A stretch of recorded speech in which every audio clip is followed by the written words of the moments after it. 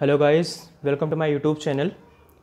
तो आज का हमारा जो टॉपिक है वो बहुत ही इंटरेस्टिंग है और ये अक्सर एग्ज़ाम में आता ही आता है।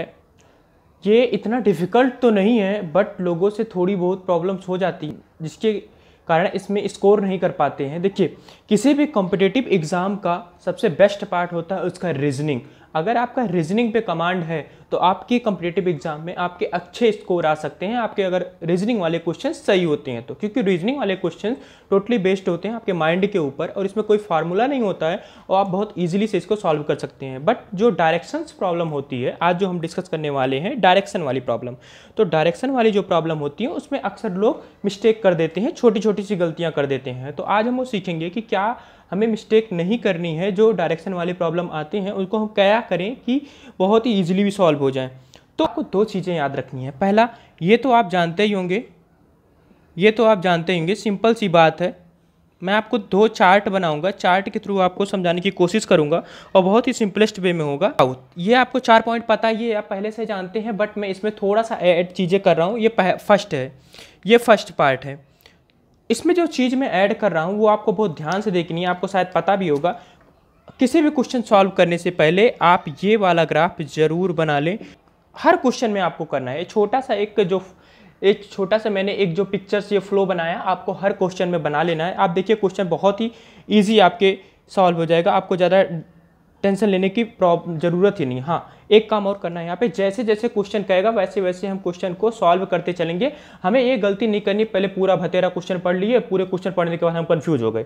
थोड़ा थोड़ा क्वेश्चन को पार्ट पार्ट करेंगे और इसको चीज़ें को समझते चलेंगे। जैसे पहला हमारा क्वेश्चन है, पहले क्वेश्चन करने से पहले आपको ये चार्ट बना लेना है। तो चलिए हमने फटाफट इसको चार्ट को बना लिया। जो भी डायरेक्शंस वाली प्रॉब्लम आती हैं वो दो टाइप की होती हैं। एक तो या तो जो वॉकिंग होती है वो नॉर्मल वॉकिंग होती है, दूसरी जो वॉकिंग होती है एंगल में वॉकिंग होती है। तो इसका मैं दो पार्ट लेके आऊँगा। जो नॉर्मल वॉकिंग है पहले हम आज वो डिस्कस कर लेते हैं, जो एंगल वॉकिंग होती है उसको नेक्स्ट टाइम डिस्कस कर लेंगे। दो ही टाइप के क्वेश्चन आते हैं, लगभग जो क्वेश्चन आते हैं वो हमारे नॉर्मल वॉकिंग के आते हैं कि नॉर्मल ईस्ट लिया, वेस्ट लिया, 10 मीटर 15 मीटर, ये नॉर्मल क्वेश्चन आते हैं। बट कभी कभी ये भी क्वेश्चन पूछ लिए जाते हैं कि एंगल पे जब वो वॉकिंग करता है तो क्या कंडीशन होने वाली है, ये हम डिस्कस कर लेंगे। छोटी जो फेसिंग टुवर्ड्स ईस्ट, एक राजू है वो ईस्ट की तरफ देख रहा है। तो मैंने यहाँ हमेशा सेंटर से चलते हैं, ये सेंटर पॉइंट हमारा ईस्ट की तरफ देख रहा है, मतलब राजू इधर की तरफ देख रहा है। Facing towards east, turn his left. अच्छा, इसका अगर आप यहाँ खड़े हो तो आपका राइट और लेफ्ट कौन सा है? आपका लेफ्ट यही तो होगा, आपका लेफ्ट ये होगा। आप खड़े होकर चाहे देखिए, आपका लेफ्ट ये। टर्न हिज लेफ्ट, यहाँ देख रहा है, अब इस डायरेक्शन में इस तरीके से देख रहा है। और क्या कह रहा है? And walk 30 metre. इस पे कितना चला? 30 मीटर चला। तो मैंने यहाँ कर दिया, यहाँ तक पहुँच गया राजू, यहाँ तक पहुँच गया। यहाँ पे वॉकिंग कितनी हुई उसकी? 30 मीटर, राजू यहाँ तक पहुँच गया है। ठीक है, अब क्या कह रहा है? Then he turn again his left. अब यहाँ आप पहुँच गए, आपका लेफ्ट कौन सा है? ऐसे अगर आप ट्रीट करो, आपका राइट ये है, लेफ्ट ये है। लेफ्ट कितना चल रहा है? Then again turn left and walk 20 metre. अब यहाँ से कितना जा रहा है? 20 मीटर।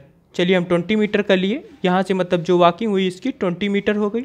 आई थिंक यहाँ तक सबको क्लियर है। Then he move 10 metre. अब यहाँ से वो 10 मीटर वॉक करना है, बट कहाँ? राइट में।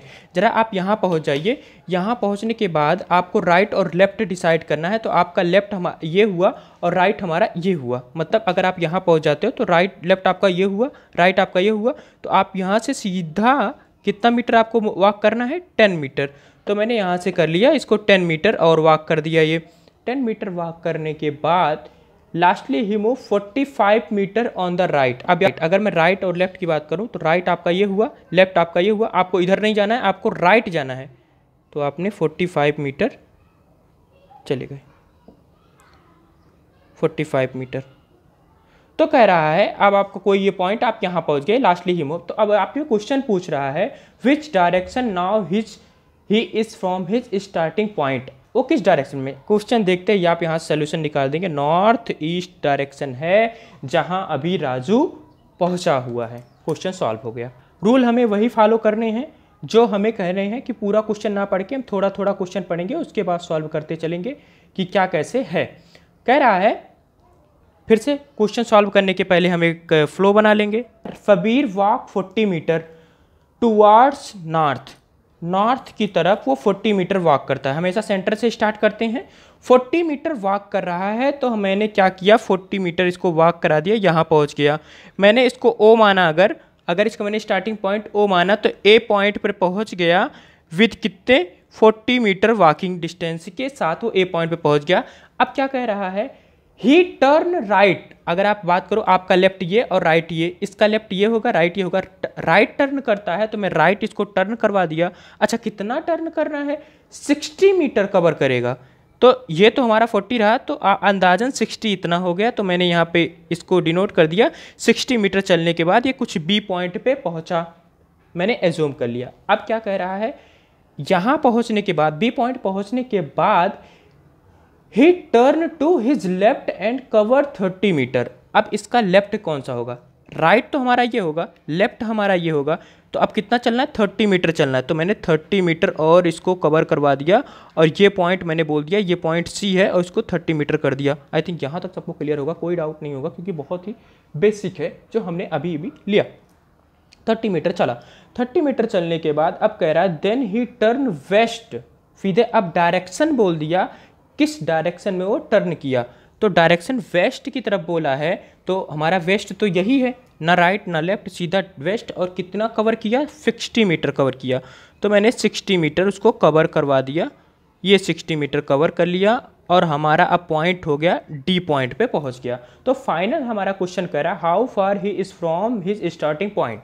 वो कितना दूरी पे है अपनी स्टार्टिंग पॉइंट से अपने एंडिंग पॉइंट के बीच का डिस्टेंस हमें निकालना है, जो कि बहुत ही सिंपल है और हम बहुत ही आसानी से निकाल लेंगे।